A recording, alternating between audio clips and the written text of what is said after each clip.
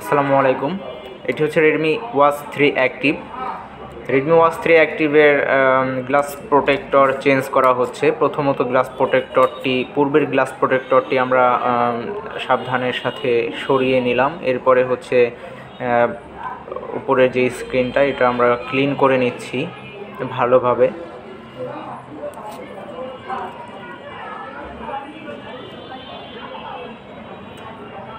Clean করা হয়ে গেলে আমরা আমাদের যে গ্লাস প্রোটেক্টরটি এটি মূলত দারাজ থেকে আনা হয়েছে। আপনি যেখান থেকে আনেন গ্লাস প্রোটেক্টরের উপরে যে একটা পলি থাকে সেটি প্রথমে উঠিয়ে নেবেন সাবধানে, এবং আপনার যে রেডমি ওয়াচ 3 অ্যাক্টিভ আছে এটির উপরে সুন্দরভাবে বসিয়ে দিবেন। এরপরে হচ্ছে আপনার আঙুল দিয়ে একটু চাপ দিয়ে এর ভেতরে যে বাতাসটা থাকবে বা এয়ার বাবলসগুলো আছে সেগুলো হচ্ছে আমরা রিমুভ করে দেওয়ার চেষ্টা করব। এই কাজটি খুব সাবধানে ধীরে ধীরে করতে হবে, এবং এটি যত সুন্দরভাবে করা হবে আপনার গ্লাস প্রোটেক্টরের যে লাগানোর যে কোয়ালিটিটা সেটিও অনেক ভালো হবে।